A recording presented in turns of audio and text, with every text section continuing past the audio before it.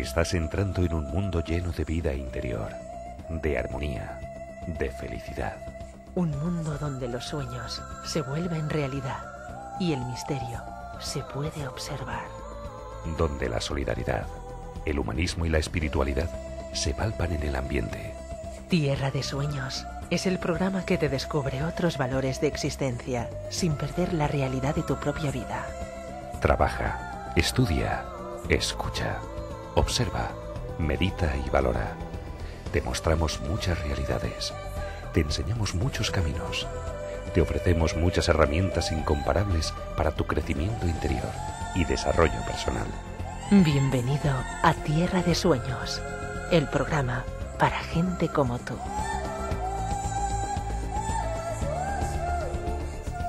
Muy buenas noches, España. Bienvenidos a Tierra de Sueños. A partir de este momento y durante 120 minutos vamos a intentar hablarles a todos ustedes de historia, de antropología, de temas que tengan que ver con nuestra trascendencia, con nuestro crecimiento personal, de todo, como en botica, en esta gran caja de Pandora que cada fin de semana venimos abriendo desde Canal 25 Televisión. Muy buenas noches y bienvenidos.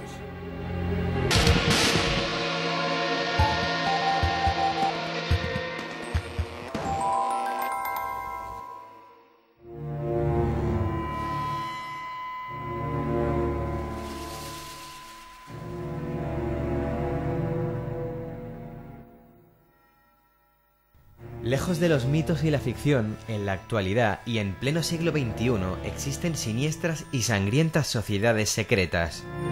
Son organizaciones capaces de organizar secuestros, practicar asesinatos rituales y sacrificios ceremoniales. Por si ello fuera poco, algunos de estos grupos tienen un notable poder económico, social y político. Para conocer mejor cómo y quiénes son, nos acompaña esta noche el investigador y escritor Kim Dan-Salat, autor de la novela La Invitación.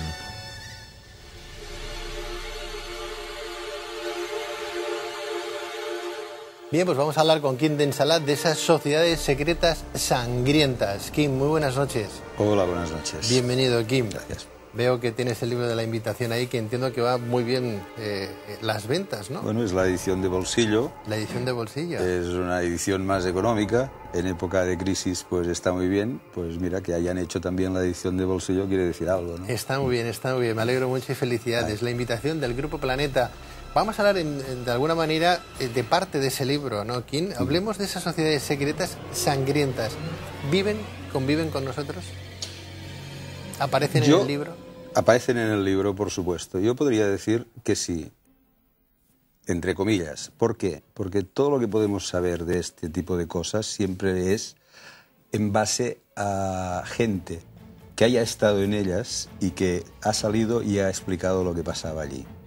Y en este caso, por ejemplo, hay referencias importantes de gente seria, como podría ser gente del Vaticano, o escritores que han estado metidos en este tipo de sectas, y las razones que dan y lo que explican, desde luego, pone los pelos de punta. Y voy a hacer un pequeño ejemplo, ¿no? Testigos de Lilith, que es una secta satánica, existe. La primera mujer de Adán. Sí, hay una secta que se llama Testigos de Lilith. Su sacrificio ritual es castrar a los hombres que cogen después de un ceremonial ritual en que interviene la sangre y tal. Los Gypsy Jokers en Estados Unidos. Los Gypsy Jokers cogen sus motos, secuestran a alguien y luego, después de un ritual en el que se tortura atrozmente a la víctima del secuestro, lo matan, se comen su corazón y otros órganos. Más cosas. Y eso del Vaticano, ¿no? Hay censado, en el año 1990 había censados alrededor de 9.000 covens, que llaman aquelarres, o sea, sectas satánicas, en Estados Unidos.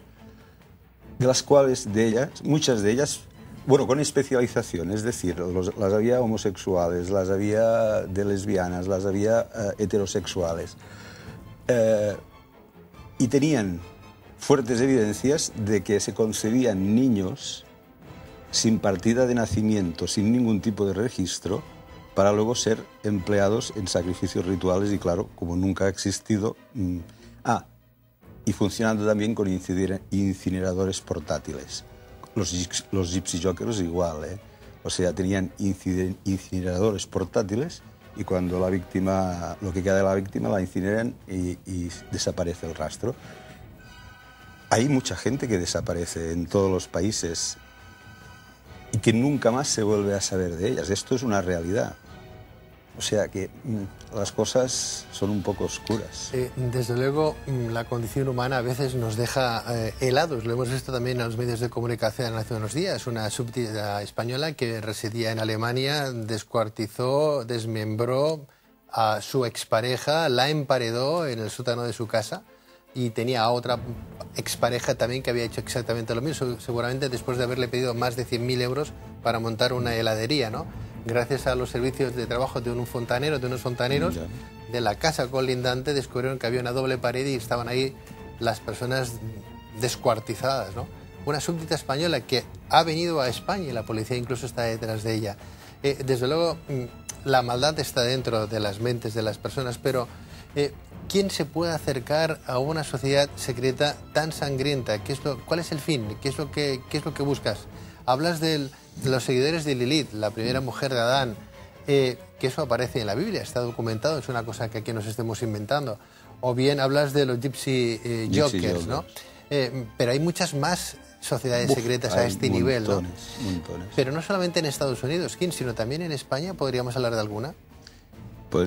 Se podría hablar de algunas. Lo que pasa es que yo quiero decir una cosa antes que nada. Yo experto en sectas no soy. Yo soy un escritor que se ha documentado para escribir una serie de libros en base a unas ideas que ya tenía preestablecidas, ¿no? De España podría hablar poco y siempre es peligroso hablar de lo que tienes cerca de aquí.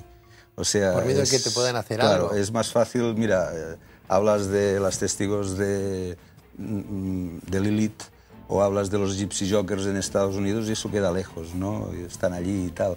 O hablas de lo que pasó en Nebraska con el follón que hubo en un banco en que se descubrió que varios senadores republicanos estaban implicados en una red satánica con violaciones y tal.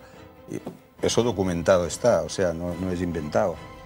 Pero hablar de lo que tienes ahí cerca parece como que dices... Da un poco más de respeto. Da un poco más de respeto porque nunca sabes. Nunca sabes. Claro, esta gente si comete este tipo de atrocidades, un día te podrían venir a buscar y decirte por qué hablas mal de nosotros, ¿no? Hay ese miedo, ¿no? Piensa, acuérdate, ¿dónde está aquel chico, aquel niño canario que creo que se llamaba Jeremy, que desapareció? Nunca más se supo. ¿Dónde está? O la niña esa inglesa, ahí, Madeline, creo que se llamaba, en Portugal, ¿dónde está? Desaparecido completamente. O sea que hay fuertes indicios de que la realidad es bastante más tenebrosa de lo que vemos en los periódicos y telediarios, ¿no? Y a veces lo que pasa es que mejor olvidarse, ¿sabes? Lo que hacemos un poco todos. No obstante, Kim, para no alarmar a nuestra audiencia, ¿no? Claro, estamos hablando de cosas muy escabrosas, muy complicadas, difíciles a veces de argumentar.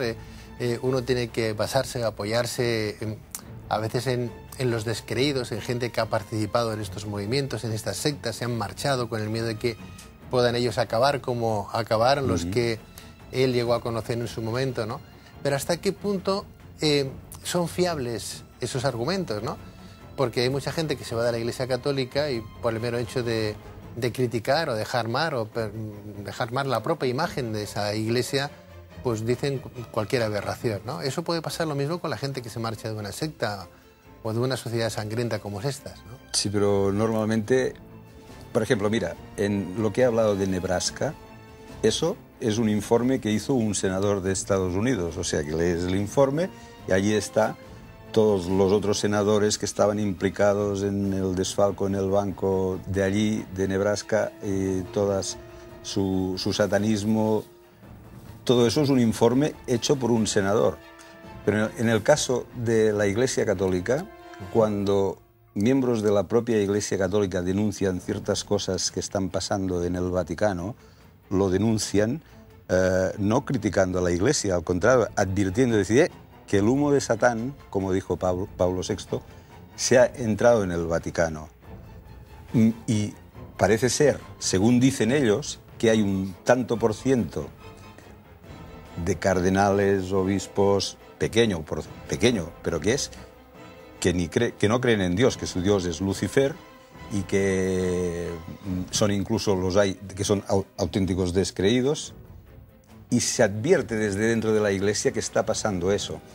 Mira, hay un libro que se llama El último Papa, y este libro relata la entronización de Lucifer en la Capilla Paulina, en el Vaticano mismo, que es una capilla muy oscura, muy así apartada y tal, en la que en la misa la misa negra que se hizo allí, se hizo en combinación telefónica con una misa en a ver, ¿dónde era el sitio? En Charleston, en la que en Charleston la invocación a Satán fue dirigida por un obispo y allí hubo una violación de una menor. Y en el Vaticano no. En el Vaticano lo que se hizo fue un sacrificio sangriento con un gallo, cordero o lo que sea. ¿Esto lo dijo? Pero eso lo han denunciado ellos mismos. Lo denunció incluso, llegó al conocimiento de Pablo VI, dices. Y esto pasó una semana después de que Pablo VI fuera papa. El mismo Pablo VI dijo, el humo de Satán ha entrado en el Vaticano. Pero esto está en un libro, en dos libros está, en uno que se llama El último Papa y luego está en el libro Rehén de Satán, que son del mismo autor, Martín Malachi, un ex jesuita, pero no ex sacerdote, sino abandonó a los jesuitas, pero continuó siendo sacerdote, sí. Y que se dedicó a denunciar lo que estaba pasando. Y él en sus libros dice, la culminación de los ritos satánicos es la pederastia. Y esto ya lo decía, mira, estos libros eran el año 1986, 87, y ya advertía él en estos libros de todo el peligro que todo este sector, digamos, satanista de la Iglesia, denunciando que vendrían toda esta cosa de abusos sexuales que luego ha salido a la luz. No obstante, Kim, a mí me cuesta creer que en el propio Vaticano, conociendo un poco el Vaticano incluso por dentro, sabiendo que está su propia policía, sus cuerpos de seguridad, sus gentes, no todos los obispos ni cardenales son miembros de este tipo de organización. Una pequeña parte. Pero esa pequeña parte puede pasar por encima el control, la seguridad, la imagen, que el resto, que son muchos más, utilizar la sala Paulina, ¿verdad? Pues, hombre, no es una cosa que un señor que pasa por ahí la pueda utilizar, tendrá que pedir sus permisos, se tiene que enterar todo el Vaticano. No, pero por eso la ceremonia esa de entronización de Lucifer en el Vaticano se hizo con conexión, misma hora, todo igual, con una ceremonia en Charleston, en Estados Unidos, porque en el Vaticano lo que no podían es entrar a una menor para violarla. Y entonces esto se hizo pero eso lo dicen ellos. O sea, yo no estaba allí. Eso lo denuncian desde el mismo Vaticano, que ha ocurrido eso. O sea, ¿me estás hablando de que eso lo denuncia el propio jesuita? Sí, el Malachi, o sea, el padre Malachi. El padre Malachi está muerto ya. Malas lenguas dicen que murió asesinado porque estaba escribiendo su último libro, era la función de la Iglesia dentro del nuevo orden mundial. Dicen que murió asesinado. Bien es cierto que también ya era mayor y tal. Fue exorcista, era un jesuita que hablaba 7 lenguas, especialista en los manuscritos esos del Mar Muerto, profesor de aquí y de allá, o sea, un señor con una cultura enorme, ¿no? Y entonces ha escrito una serie de libros que han tenido muchísima fama. Ahora están descatalogados, ¿no? Es difícil encontrarlos. Como por ejemplo Rehén de Satán, que es un libro que relata 5 exorcismos a 5 americanos reales, o sea, sacados, lo que hay en el libro está sacado fueron grabados, ¿no? Kim, tú has hecho trabajo de campo, has investigado, has sacado este libro ahora de bolsillo, antes era con tapadura, ¿no? Más para guardar en tu biblioteca, ahora lo tenemos con este formato de bolsillo. Si yo te pregunto, claro, hablas de Satán, hablas del demonio, hablas de actos criminales, de sociedades sangrientas que encontramos en España y en el resto del mundo. Gente sin ningún tipo de temor ni de pudor que puede violar, matar, descuartizar a un niño, comérselo incluso, y prácticas de canibalismo en este siglo XXI. Prácticas que se han podido hacer en la Sala Paulina del propio Vaticano a expensas de algún que otro cardenal para buscar no se sabe qué, interferencias con la otra parte oscura, con el demonio, con Satán, con videograbación, con una misa en otra parte, fuera del Vaticano, en otro país posiblemente, donde ahí sí que se ejecutaba ese acto criminal, ¿no? Pero todo eso, ¿dónde nos lleva? ¿Dónde nos lleva? ¿A buscar más poder? ¿Satán tiene tanto poder? ¿Tú crees en Satán?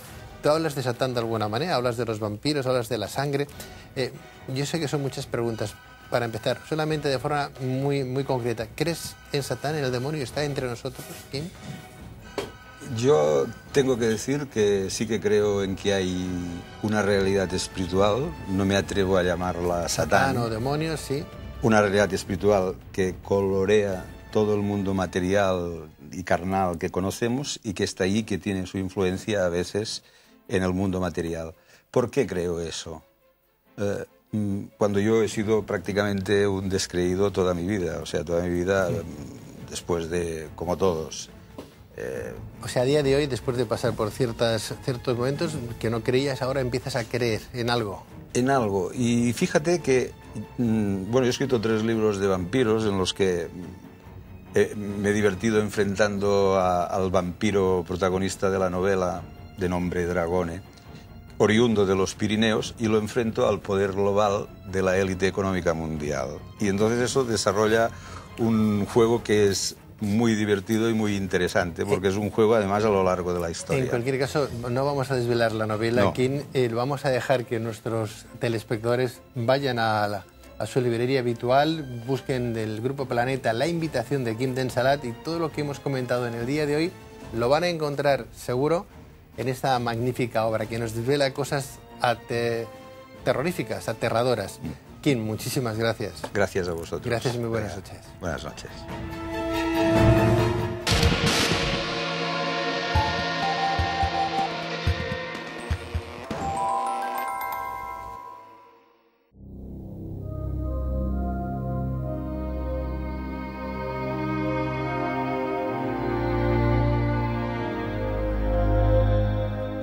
Recientemente estamos viendo en todo el mundo grandes movimientos multitudinarios de protesta. Algunos son pacifistas, otros beligerantes, pero en todos hay un punto en común: la masa. ¿Hay un protocolo en las manifestaciones o podemos actuar de forma libre y espontánea? ¿Son las caceroladas nuevas formas de expresión identitaria o hay algo más? ¿Está cambiando la forma de actuación entre las masas? Para conocer mejor este tema nos acompaña esta noche la profesora universitaria Marta González Peláez, consultora de comunicación, protocolo y relaciones públicas.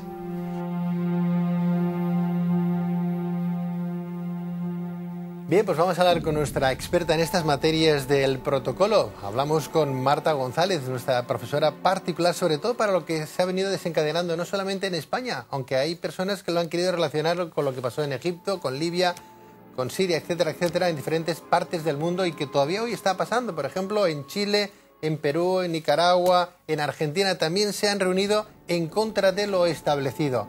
Marta González, muy buenas noches. Hola, buenas noches, Pedro. Bienvenida. Muchas gracias. Vamos a hablar de ese protocolo que habría que tener, si es que hay que tener un protocolo o existe un protocolo en una manifestación, ¿no?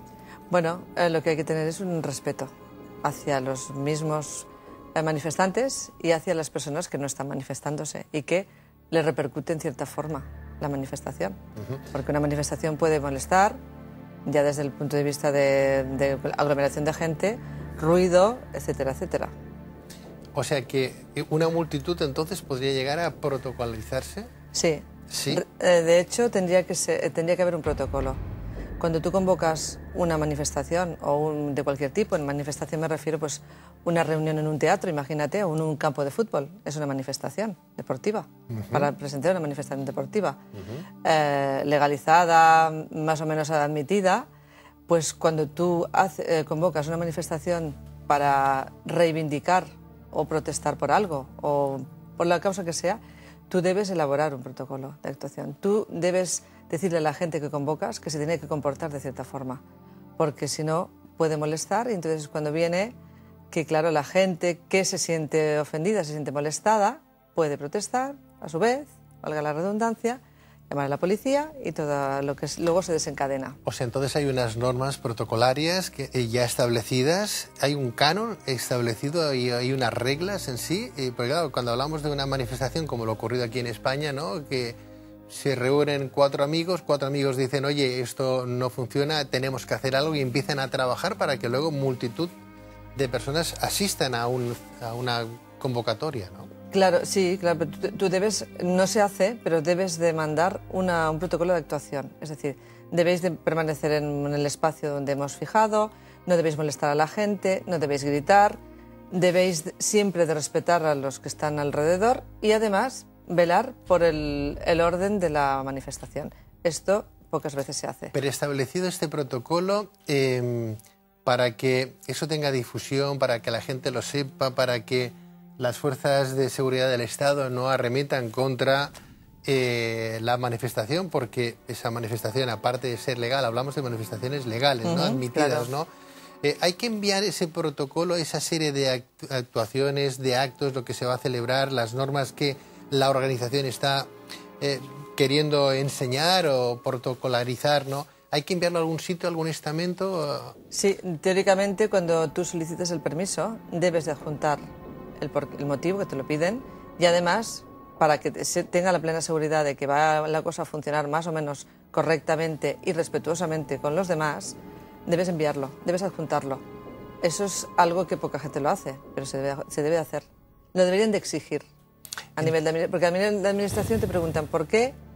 ¿Por qué te quieres manifestar? ¿Para qué? ¿Cuánta gente? Más o menos. El espacio, bueno, sí o no. Si el motivo es legal y totalmente loable, pues evidentemente te dicen que sí. Pero también adjuntar para que los estamentos y las instituciones tengan la plena seguridad de que eso va a funcionar bien y va a ser respetuoso. Porque también la policía tiene un protocolo de actuación en este tipo de manifestaciones. Lo que pasa es que las cosas se desbordan y acaba siendo lo que muchas veces es, una batalla campal. Claro, el protocolo de actuación de la propia policía es no respondemos hasta que desde luego tengamos que responder de verdad, ¿no? No obstante, a veces al Ministerio del Interior o a algún responsable se les va un poquito ese protocolo. También hablo de la policía, ¿no? Igual que de los manifestantes, ¿no? Lo hemos visto hace unos días, ¿no? Unas semanas, mejor dicho. No obstante, hablando de este protocolo, Marta, nos preocupa mucho que cuando se atenta contra lo establecido, nos den permiso para realizar el protocolo que hemos diseñado, ¿no? Sí, claro, tú tienes derecho a manifestar tu disconformidad ante ciertas normas o ciertas leyes que a lo mejor van a aprobar o cierta situación que se ha provocado por una mala gestión, que a ti te parece que es una mala gestión. Tú eso, tienes un grupo de gente en el que estáis de acuerdo en esa discrepancia, y la discrepancia es buena y además la discrepancia hay que manifestarla, porque a veces los que gestionan, si alguien no les dice, mira, la calle está así, el ambiente del pueblo está así, no se enteran. Entonces, es bueno, es sano siempre y cuando se cumpla el respeto y las normas de convivencia, que es lo que es el protocolo. Claro, por ejemplo, ellos, cuando la actuación esta policial tan fuerte, habían pasado unas normas en el que se quedaran en posición fetal y sin hacer nada.